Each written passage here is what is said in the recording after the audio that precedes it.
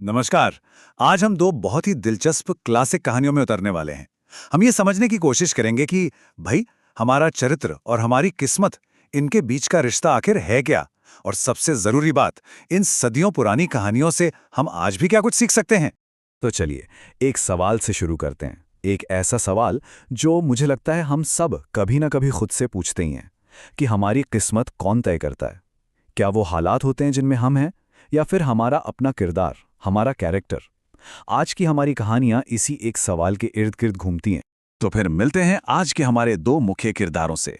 देखिए, एक तरफ है अमीरी, दूसरी तरफ गरीबी। दोनों की दुनिया एक दूसरे से बिल्कुल जुदा है, लेकिन उनके रास्ते एक ऐसी सच्चाई पर आकर मिलेंगे जो हम सबको सोचने पर मजबूर कर देगी। तो एक तरफ है आदित्य, सूर्यनगर में रहते हैं, जामुन बेचकर अपना गुजारा करते हैं, गरीब हैं लेकिन दिल के बहुत नेक। और फिर दूसरी तरफ है रमेश, रतनपुर के एक बड़े जमींदार, अमीर लेकिन उतने ही घमंडी। मतलब एक की जिंदगी संघर्ष से भरी है और दूसरे के पास दौलत की कोई कमी ही नहीं। तो चलिए, सबसे पहले आदित्य के रास्ते पर चलते हैं। देखते हैं उसकी कहानी, एक ऐसी कहानी जहां सिर्फ एक नेकी उसकी पूरी जिंदगी को बदलने वाली है। आदित्य की जिंदगी सच कहूं तो बिल्कुल भी आसान नहीं थी। सोचिए, दिन भर मेहनत करो, फिर भी फल ना बिके, और ऊपर से घर पर मां भी बीमार है। मतलब वो हर तरफ से मुश्किलों में घिरा हुआ था।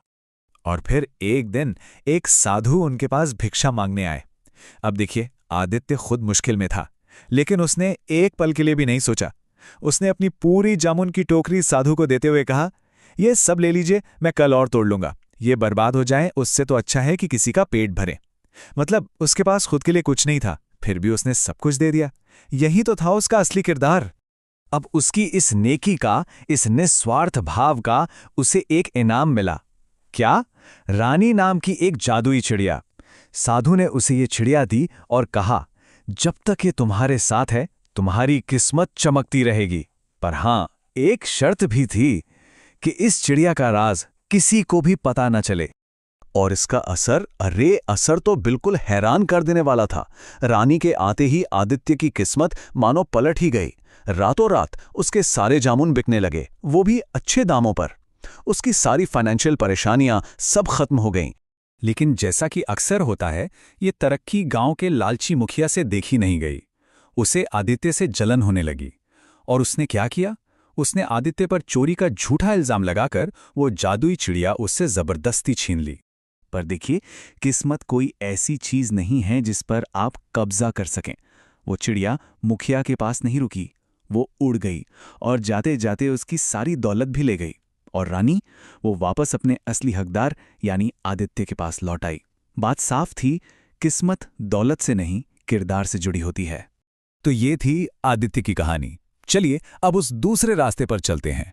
देखते हैं हमारे अमीर जमींदार रमेश की कहानी, जो अपने घमंड की वजह से एक बहुत कड़वा सबक सीखने वाला है। रमेश, वो अपनी दौलत के नशे में इतना चूर था कि उसे कुछ दिखाई ही नहीं दे रहा था। जब भोला नाम का एक गरीब आदमी अपनी बीमार मां के इलाज के लिए उसके सामने गिड़गिड़ाया, तो रमेश ने सिर्फ उसे भगाया ही नहीं, बल्कि उसकी गरीबी और उसकी मजबूरी का मजाक भी उड़ाया। और उसके घमंड की इंतहा तो देखिए, जब वही साधु उसके दरवाजे पर पहुंचे तो रमेश उन पर बुरी तरह चीख पड़ा। बोला, मैं भिखारियों से बात नहीं करता, निकालो इस ढोंगी को मेरे घर से, कहीं ये मेरा घर गंदा ना कर दे। उसे जरा भी अंदाजा नहीं था कि ये शब्द उसकी पूरी दुनिया को तबाह करने वाले थे। इतना अपमान, साधु को बहुत गुस्सा आया और उन्होंने रमेश को श्राप दे दिया।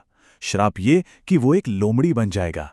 और बस एक ही पल में उसका सारा पैसा, उसका रुतबा, उसकी इंसानियत सब कुछ छिन गया। तो अब न उसके पास दौलत थी, न वो इंसान था। अब रमेश को लोमड़ी के रूप में इस श्राप से मुक्ति पाने के लिए एक बहुत ही लंबे और मुश्किल सफर पर निकलना था। साधु ने उसे वापस इंसान बनने का एक मौका दिया, पर 3 शर्तों के साथ। पहली शर्त, किसी नेक इंसान के घर का खाना खाना होगा। दूसरी, किसी जरूरतमंद की मदद करनी होगी। और तीसरी और सबसे मुश्किल शर्त, किसी गुणी व्यक्ति का जूठा खाना होगा। यही था उसके पश्चाताप का रास्ता। लोमड़ी बनकर रमेश ने वो जिंदगी जी जिसे वो कभी नफरत की नजर से देखता था।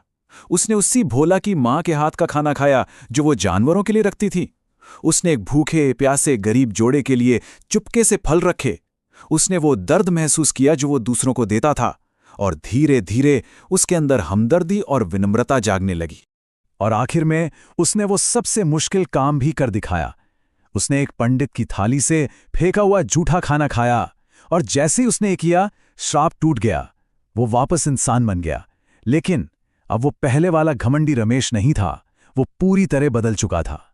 तो ये थे हमारे दो रास्ते, दो अलग अलग कहानियां। अब चलिए इन दोनों को एक साथ रखकर देखते हैं कि ये हमें असली दौलत और हमारे कर्मों के बारे में क्या सिखाती हैं। देखिए, इन दोनों कहानियों का निचोड़ कितना साफ है। एक तरफ आदित्य है जिसने अपनी नेकी से दूसरों को देकर सब कुछ पाया, और दूसरी तरफ रमेश है जिसने अपने घमंड में दूसरों से छीनकर अपना सब कुछ गंवा दिया। तो सबसे जरूरी बात जो सामने आती है वो ये है कि किस्मत कोई ऐसी चीज नहीं है जिसे आप खरीद सकते हैं या छीन सकते हैं। ये तो हमारे कर्मों का, हमारे चरित्र का ही नतीजा है। असली दौलत जो है ना, वो बाहर नहीं, हमारे अंदर होती है। और बस यहीं पर आके ये कहानियां हमें एक आखिरी सवाल के साथ छोड़ जाती हैं कि सच्ची संपत्ति क्या है? वो चीजें जो हमारे पास हैं या वो गुण जो हमारे अंदर हैं? इन दोनों कहानियों का जवाब तो एक ही है कि आखिर में हमारा चरित्र ही हमारी असली किस्मत लिखता है।